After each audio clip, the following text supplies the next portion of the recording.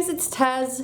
Today's video is going to be recorded over a period of a couple of months because it is about my septum stretching journey. And I'm starting out by recording today, which is May 10th, and who knows when we'll end up at the end of this video. So I've been kind of curious about stretching my septum for a while. I really love the look of that like huge chunky jewelry in the septum, so I decided to fuck it and go ahead and do it.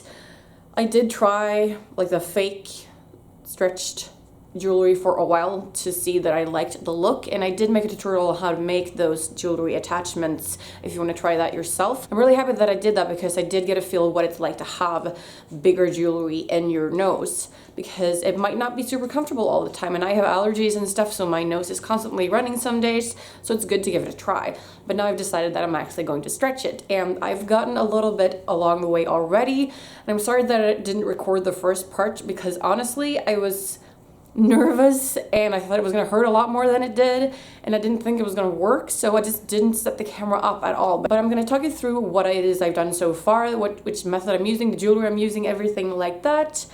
And yeah, so there are different ways to approach this. As always with stretching, when I stretched my ears, I used acrylic jewelry, and I know that's bad for you now because acrylics contain toxins, so if you're unfortunate, they can spread into your body, especially if you get blowouts and stuff. I did not, however, have any issues with blowouts, so I've never had any issues with the stretching since. They look super healthy, like there's no, yeah, they're just awesome.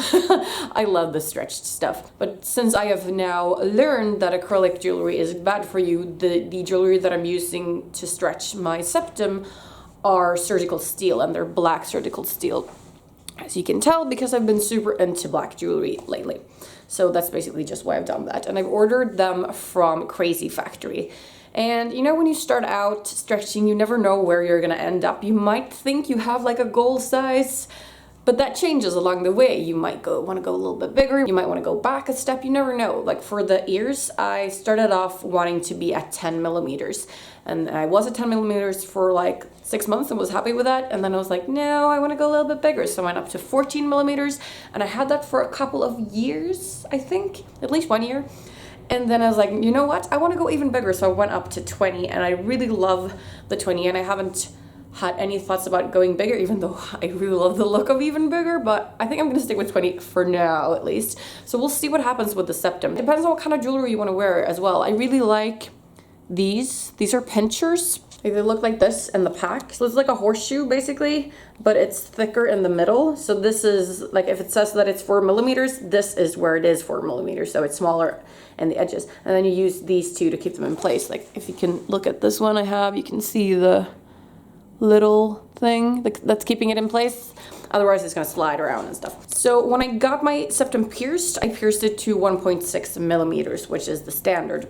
And then when I decided I wanted to stretch it, I thought I would go straight up to a 2 millimeter. This is a 2 millimeter, but it hurts so bad. It hurts so bad. Like I tried a couple of times and my friend was like, just push it through. I did not want to do that because I didn't want to risk like cracking the skin or whatever, or getting blowouts and stuff.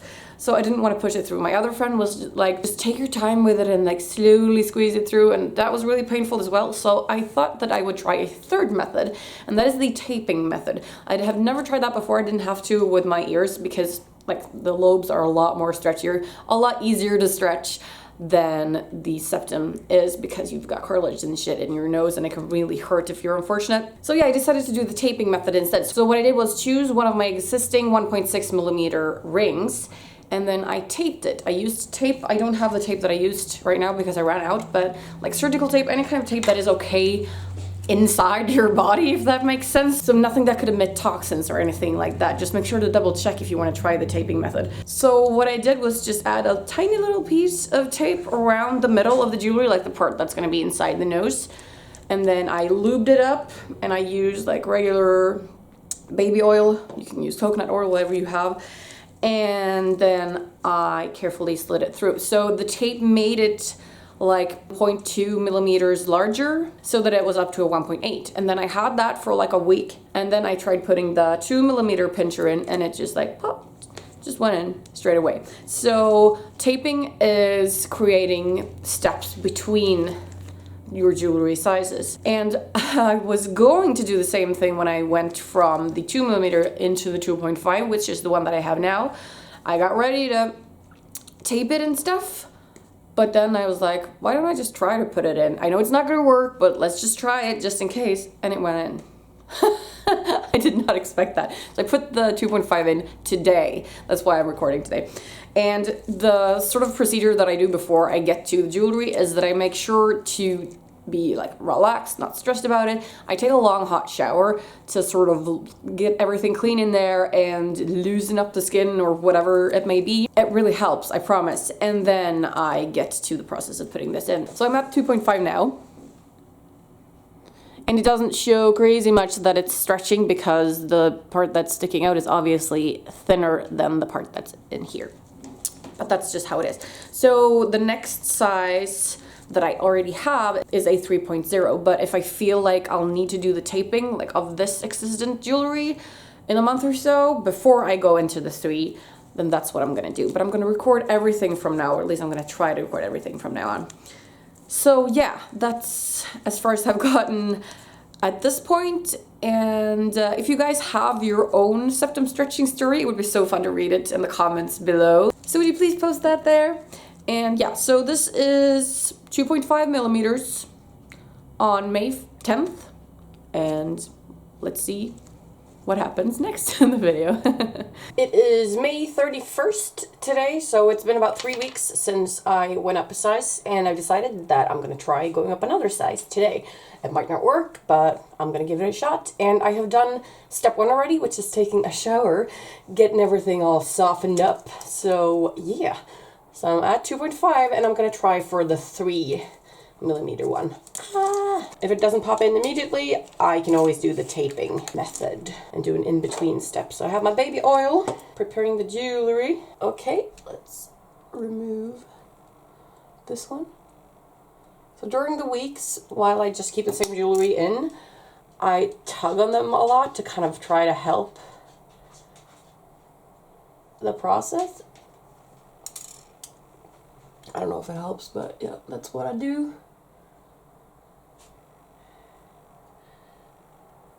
And immediately after having stretched, it is so uncomfortable. My whole nose is like, don't touch me. So yeah, for the first couple of days, I don't touch the jewelry at all after having gone up a size. But then I start like wiggling it a little bit, and then I start tucking it. 3mm, y'all! Yay! Alright, I guess I'll return to this video in a couple of weeks when it's time to stretch again. Ooh, ooh, ooh.